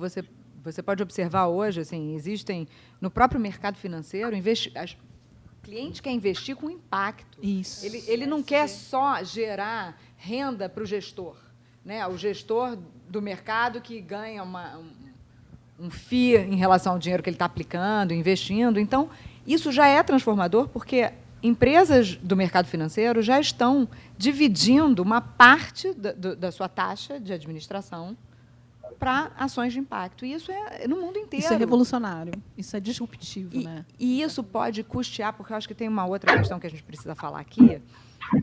A gente arrecadar recursos para as ações é mais fácil do que arrecadar recursos para custear a estrutura das organizações. Né? Sem dúvida. E elas precisam muito desse custeio, porque ninguém faz nada se você não tem a gestão, se você não tem a estrutura. Você paga aluguel como? E esse tipo de ação pode beneficiar as organizações. Maravilhoso. E são impactos assim, né? A gente tá ouvindo, André, e a sua história, seu momento que você caiu assim, um orelhão de fichas. Eu vou deixar a minha por último, mas um orelhão de fichas assim que você falou, caramba, tá bom. Então tá, né? Bom, eu era executiva da Microsoft, trabalhava com a responsabilidade das vendas indiretas no Brasil. A minha sala, o meu escritório era maior do que a casa das famílias da comunidade que eu visitava todos os sábados pela manhã. E eu fazia esse trabalho voluntário, então eu ia todo sábado na comunidade do bairro do Limão, em São Paulo, nessa época eu morava em São Paulo, e tinha uma senhora, a Maria, que ela levava os filhos para o projeto, e todo sábado ela chegava cedo, abria a escola, estava sempre presente, sorridente, e teve um sábado que ela não apareceu. E aí eu falei assim, nossa, que estranho, ela não está aqui. Aí eu, geralmente, quando eu entro na favela, eu pego algumas crianças que são da região, né, para poder mostrar os becos, né, como é que se chega nos lugares. Aí eu fui com as crianças, bati na casa da Maria, e a vizinha falou assim, não está morando mais aqui não, ela se mudou mais para dentro da favela. E aí eu fui para dentro da favela, onde eu descobri assim, o epicentro daquela favela, que eram casas totalmente de madeira, porque geralmente nas comunidades, né, nas favelas, você tem uma infraestrutura melhor no entorno, mais próximo do asfalto, e aí as crianças falaram assim, é aquela casa ali e tal. E aí eu bati na porta, era um barraco, assim, de madeira, e quando ela abriu a porta, ela estava desfigurada. Ela tinha sofrido violência doméstica, então ela estava com os 2 filhozinhos dela, assim, agarradinhos, assim, na perna dela. E quando ela me viu, assim, a primeira coisa que ela falou foi assim, desculpa, porque eu não pude ir hoje no projeto. E aí, quando eu ouvi, assim, aquela desculpa que eu até me emociono, porque é muito forte, né, você pensar numa mulher negra, moradora de uma favela, com 2 filhos, com um marido alcoólatra, que sofreu violência doméstica, olhar para mim, uma mulher branca, com estudo, trabalhando numa das maiores empresas do mundo, e pedir desculpas. Então, quando eu vi aquela cena, naquele momento, me caiu de fato essa ficha de pensar assim, o que eu estou fazendo aqui na Microsoft? Eu estou gerando o que para quem? Então, foi ali que eu tomei a decisão, de fato, de sair do mercado corporativo e dedicar o conhecimento que eu adquiri, os talentos que Deus me deu, mas de uma forma que eu conseguisse fazer uma transformação social e não somente trabalhar numa empresa para gerar um lucro, né, para um acionista e tal. Então, essa história me marcou muito, né, tem muitas outras que a gente vivencia, assim, histórias lindas, né, todos os dias, mas essa história me marcou muito porque é a realidade que a gente vê e muitas vezes a gente se olha perante uma realidade como essa e fala, o que eu posso fazer? E a gente percebe que a gente não está fazendo nada, né? E quando ela pediu desculpas, na hora eu falei assim, não, eu que tenho que te pedir desculpas porque eu não fiz nada para não permitir que isso acontecesse. E aí foi aí que realmente o orelhão fundei inteiro caiu. Estou aqui transformando a sociedade. Que lindo.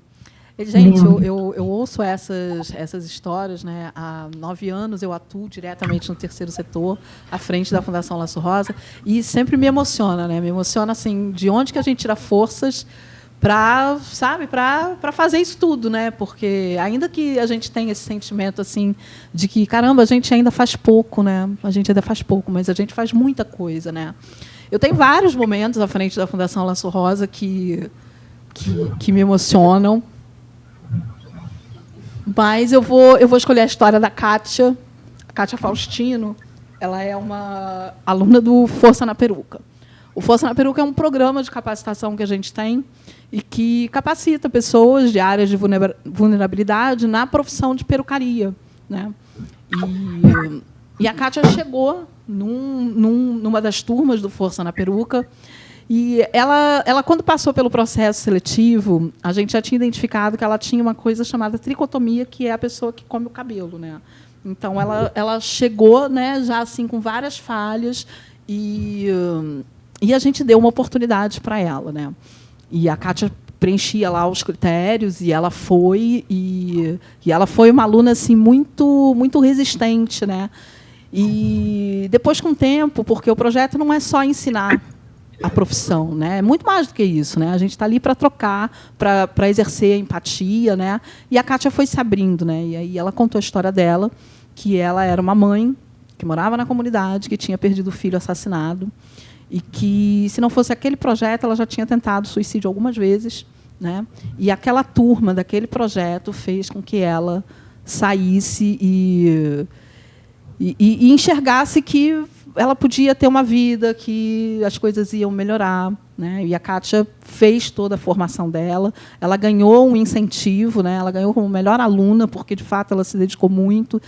E, quando eu vejo uma história dessa, né, a gente não criou esse curso pensando em alguém que estava pensando em suicídio, que, de repente, tinha sua vida ali, né, muito triste, mas, de certa forma, isso foi lá, bateu e impactou, né? E me emociona saber assim, que, de certa forma, a gente provoca isso, né? Assim como a Kátia tem a Laurinha e tem tantas outras, né? Um ano, a gente iluminou o Cristo Redentor. A Kátia hoje vai aos eventos da Fundação Laço Rosa, ela é muito querida, né? E não larga a gente por nada, a gente também não larga a Kátia, a gente quer sempre ela por perto. E essa é uma das histórias assim que aquecem o coração quando as coisas ficam muito difíceis e a gente acha assim, caramba, não vai ter solução, gente, a conta não vai fechar. E aí a gente lembra da Kátia, não, a conta tem que fechar, né? Porque tem outras Kátias e tem outras pessoas que precisam disso. E, desde 2011, a Fundação Laço Rosa ilumina o Cristo Redentor de Rosa, né? É uma ação linda e é uma ação que a gente faz para chamar a atenção das políticas públicas, para dizer que não está bom, né, o atendimento do câncer de mama, que é uma doença que tem 95% de cura e que a gente precisa fazer mais, né? E a gente ilumina o Cristo Redentor, sempre tem algumas celebridades que dão voz à nossa causa.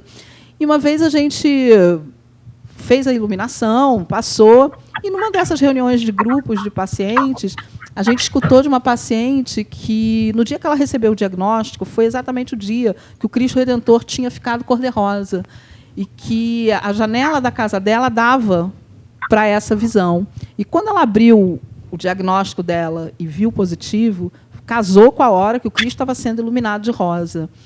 E naquele dia ela pensou assim, eu não estou sozinha, né? Eu achei que eu estivesse sozinha, mas tem pessoas que também estão vivendo isso comigo, né? E ela se sentiu muito acolhida, né? Então é uma coisa muito simbólica, né? Você fazer toda uma estrutura, botar um evento para rodar e uma pessoa que você nem sabe de onde vai se sentir acolhida ali naquele momento, né? Então histórias como essas assim inspiram, né, a gente a seguir apesar dos pesares e seguir tocando e seguir fazendo, porque não tem volta, né?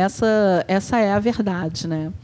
Bom, gente, eu fico assim mais uma vez super honrada de compartilhar essas experiências, esses aprendizados aí com vocês. Chegamos ao final aqui desse nosso programa. Foi ótimo, gente. Adorei assim passar esse tempo aqui com vocês. E vou pedir aí os recadinhos finais, se vocês puderem dar para quem está lá do outro lado. Qual é o seu recado? Clarice, quer começar? Posso começar. Ache sinergia. Elas estão aí, a gente viu aqui um monte de exemplos de coisas que aconteceram no momento certo, quando o sentimento estava aberto.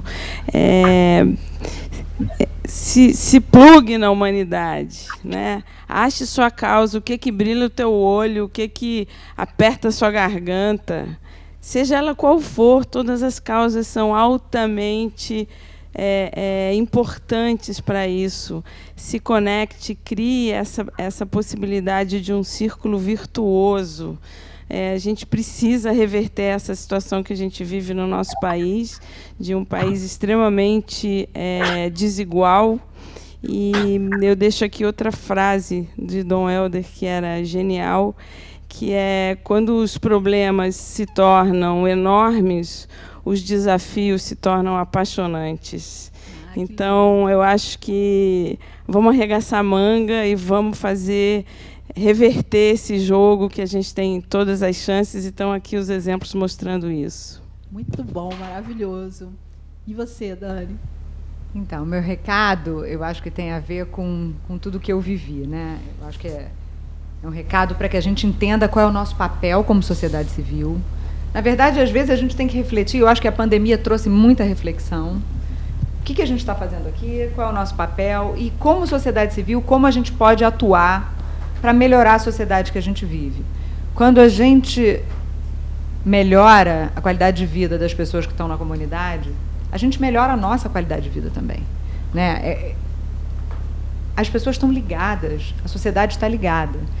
Então, como disse a Clarice, justamente no Dia de Doar, a gente tem um cardápio de causas. Identifique sua causa, não só a pessoa física, mas as empresas. Identifiquem causas que falem com a sua empresa, que falem com a sua expertise, com a sua atuação, e se engajem para a gente transformar. A gente precisa levantar do sofá e transformar a sociedade que a gente vive. É isso, gente. Mais claro impossível. É isso. Paula. Eu gosto de um provérbio africano que eu sei que a Marcela também gosta muito. Marcela que pelo menos trouxe para mim União Rio e me uniu a essas mulheres maravilhosas que estão aqui. Se quiser ir rápido, vá sozinho. Se quiser ir longe, vá acompanhado. E também gostaria de citar uma frase bem mais curta do meu querido amigo Edu Lira, que está transformando a realidade de muita gente através do Gerando Falcões, que é simplesmente vai que dá. É isso, né? Gerando Falcões, que inaugurou um negócio social, um bazar maravilhoso aí. A gente tem um projeto lançando daqui a pouquinho. Né? Lindo, procura lá as redes, faça a sua doação e vai que dá. Andréia. Bom, primeiro eu queria super agradecer a você, Marcele, por ter possibilitado essa troca muito incrível. A Clarice eu conheço já há bastante tempo. A gente tentou fazer algumas coisas juntos, não tinha dado certo, e aí precisou de um vírus para a gente conseguir se falar quase 30 vezes por dia. A Dani e a Paula eu não conhecia, me conectei por conta do União Rio. Você, Marcele, a gente já tinha se encontrado, né, há uns 8 anos atrás, mas também não tinha conseguido trocar muito. E a Adriana, que eu acabei de conhecer, e quero fazer coisas com a Casa do Saber, com certeza. Então, eu queria primeiro agradecer. Depois eu queria trazer, né, uma reflexão que eu acho muito importante, até pensando no Dia de Doar, né, acho que a Paula falou muito bem que é uma resposta ao Black Friday. Eu não sei se já aconteceu com vocês, mas às vezes a gente teve vontade de ter alguma coisa material, né? Para mim, ficou muito marcado quando eu comprei um carro muito bonito. E na primeira vez que eu comprei aquele carro, eu falei assim, nossa, que lindo. O segundo carro causou uma emoção. Ele era uma repetição de uma coisa que eu já tinha. Então, quando a gente pensa em ter, né, em comprar, em ter dinheiro guardado, em ter bens, a gente não vai para nenhum lugar com esses bens. Agora, tudo que a gente faz aqui na Terra, quando a gente tem saúde, quando a gente está vivo, que possa impactar, que possa mudar a vida de alguém, isso a gente vai levar. Então, acho que vale muito essa reflexão, né, nesse momento de pandemia, casos subindo, mortes acontecendo no mundo inteiro, o que a gente quer levar? Então, apoiar uma causa social, dar um pouquinho do seu tempo, vai fazer uma diferença na sua vida e na vida do outro. Então, acho que fica essa reflexão, né? O que a gente quer? O que a gente quer levar com a gente quando a gente morrer? Então, parece uma reflexão negativa, mas não é, porque a gente é mais feliz quando a gente se doa do que quando a gente recebe. Quando a gente dá para o próximo, é só a gente pensar que quando a gente dá um presente que uma pessoa adora, causa muito mais felicidade do que a gente ganhar um presente. Então, seja voluntário, contribua para alguma causa, que isso vai fazer uma diferença na tua vida e na vida do próximo. Muito bom. É bem por aí, né? Adriana? Eu também queria agradecer muito, eu estou muito feliz de estar fazendo parte disso. Queria dizer que eu adorei conhecer vocês todas, Marcele, Andréia, Daniela, Clarice e Paula. Eu, assim como a Andréia falou, né, eu não conhecia muitas coisas que vocês falaram aí, muitos investimentos que vocês fazem, e eu sou muito apaixonada pelo meu trabalho e sou muito envolvida. Então, eu quero dizer para quem está assistindo agora, apaixone-se por uma causa. Conheça um pouquinho mais antes, porque às vezes a gente não conhece. Então, investe um tempinho aí para entrar no Google, conhecer o que cada uma dessas pessoas que estão aí falando fazem e muitas outras causas. E se apaixone, porque aí eu acho que realmente eu vou acreditar numa sociedade melhor. E quando a gente investe em uma pessoa, a gente está investindo no coletivo e na gente mesmo. Muito bom, muito bom. Bom, gente, esse foi o nosso programa especial Dia de Doar, falando sobre filantropia, cidadania, terceiro setor. E eu vou deixar o meu recadinho aqui para você, né? Eu sempre falo que, não sabendo que era impossível, foi lá e fez. E é bem assim, né? Então, para você que está assistindo, faz sua doação, levanta do sofá, participa e vamos que vamos, porque de um jeito ou de outro a gente tem que resolver isso, né? E a gente não precisa esperar a água bater para a gente sair da inércia, né? Então faz sua parte. Não importa se a sua parte vai ser pequenininha ou se vai ser gigante. O importante é que você faça. Então convido todo mundo a apertar lá o botão do Dia de Doar, a escolher uma causa, a visitar o site lá do Doa Rio, a doar para a Fundação, para tantas outras organizações que fazem trabalhos tão maravilhosos, né? E para exercitar esse vírus do bem e contagiar, e espalhar esse programa e contagiar outras pessoas a fazerem o mesmo. Porque é isso, né? Quando a gente vai junto, a gente vai muito mais longe, né? E vamos combinar, né, gente, que o brasileiro é um povo muito solidário, né? Então, se a gente já deu um banho de solidariedade até aqui, vamos aproveitar essa onda e vamos deixar que essa onda não se acabe nunca, né? Vamos surfar essa onda aí por um tempo interminável. Meninas, para vocês que doaram seu tempo para estar aqui, privilégio todo meu ter essa conversa tão agradável, passar esse tempo aí, trocando essa ideia com vocês. Sempre muito enriquecedor ouvir pessoas que inspiram. E fica o convite para a gente repetir isso para o ano que vem e para a gente trazer sempre essas reflexões, porque juntos a gente pode muito mais. Então, para vocês aí do outro lado, vamos, que vai dar certo. E até a próxima. Tchau.